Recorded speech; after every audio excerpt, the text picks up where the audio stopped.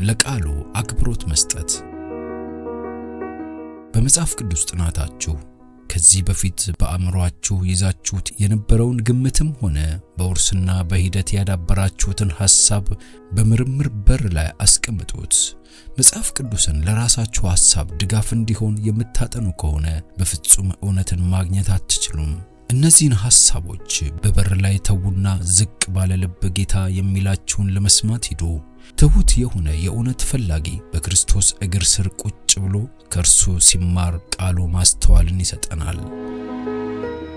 መጽሐፍ ቅዱስን ለማጥናት በራሳቸው ማስተዋል እጅግ ጠቢባን ለሆኑ ክርስቶስ እንዲህ ይላል፣ ለደህንነት ጠቢባን መሆን ከፈለጋችሁ በልባችሁ ትሑታንና የዋሃን ሁኑ። ቃሉን ከዚህ በፊት በነበራችሁ አስተሳሰብ አታንብቡ፣ ነገር ግን አስቀድመው ከመወሰን ነፃ በሆነ አእምሮ በጥንቃቄ በጸሎት መርምሩ። ስታነቡ ሳለ ለአእምሮአችሁ የሚያሳምን ሐሳብ ከመጣላችሁና ከዚህ በፊት ይዛችሁ የኖራችሁትን ሐሳብ ከቃሉ ጋር የማይስማማ ከሆነ ቃሉ ከናንተ ሐሳብ ጋር እንዲገጥም ለማድረግ አትሞክሩ። እናንተ የነበራችሁ አስተሳሰብ ከቃሉ ጋር ገጣሚ እንዲሆን አድርጉ። ከዚህ በፊት የምታምኑትም ሆነ ስትለማመዱት የኖራችሁት ነገር ማስተዋላችሁን እንዲቆጣጠር አትፍቀዱ። ከሕጉ ተአምራትን ለማየት የአእምሮ ዓይናችሁን ክፈቱ። የተጻፈው ምን እንደሆነ አገኙና እግራችሁን በዘላለማዊ ዓለት ላይ አቁሙ። የመዳናችሁን ሁኔታ የሚደግፈው በቃሉ ውስጥ ያለውን የእግዚአብሔርን ፈቃድ በማወቅ ላይ ነው። እውነትን ለማግኘት መሻትና መጠየቅን አታቋርጡ። ምን ማድረግ እንዳለባችሁ ማወቅ ያስፈልጋችኋል። ለመዳን ምን ማድረግ እንዳለባችሁ ማወቅ ያስፈልጋል። ለእናንተ ያለላችሁን ነገር እንድታውቁ የእግዚአብሔር ፈቃድ ነው። ነገር ግን እምነትን መለማመድ አለባችሁ። ቅዱሳት መጻሕፍትን ስትመረምሩ እግዚአብሔር እንዳለና ተግተው ለሚፈልጉትም ዋጋቸውን እንደሚሰጥ ማመን አለባችሁ። መጽሐፍ ቅዱስን ለመንፈሳዊ ምግብ በተራበ ልብ መርምሩ። ማዕድን ቆፋሪዎች የወርቅን መስመሮች ለማግኘት ወደ መሬት ውስጥ እንደሚቆፍሩ ቃሉን ቆፍሩ።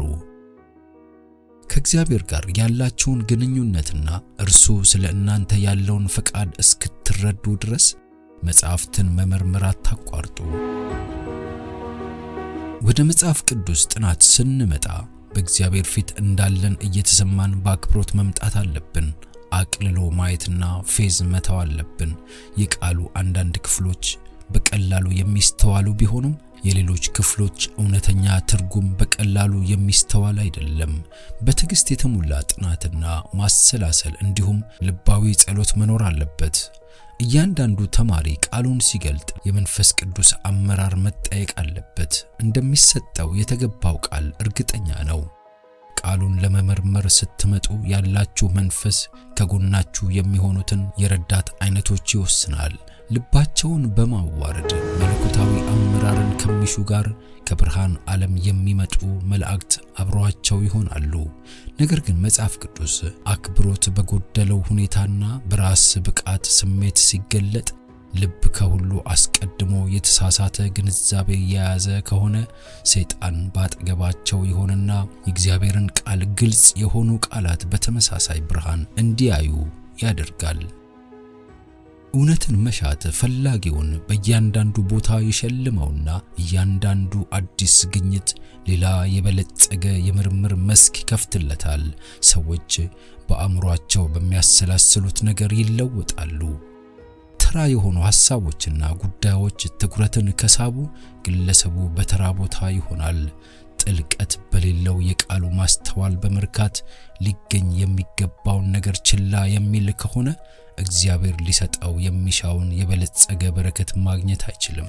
የሰው አእምሮ በጣም ከተለማመዳቸው ነገሮች አንጻር መስፋት ወይም መጥበብ የአእምሮ ሕግ ነው።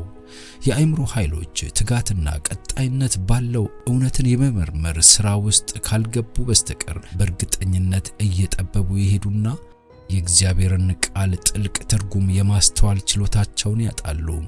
አእምሮ ጥቅስን ከጥቅስ ጋርና መንፈሳዊ ነገርን ከመንፈሳዊ ነገር ጋር በማነጻጸር የመጽሐፍ ቅዱስ ትምህርቶችን በመመርመር ሥራ ላይ ከዋለ ይሰፋል። ብልሃተኛና ትጉህ ለሆነ ተማሪ የበለጸጉ የአስተሳሰብ ሀብቶች ተዘጋጅተው እየጠበቁ ናቸው።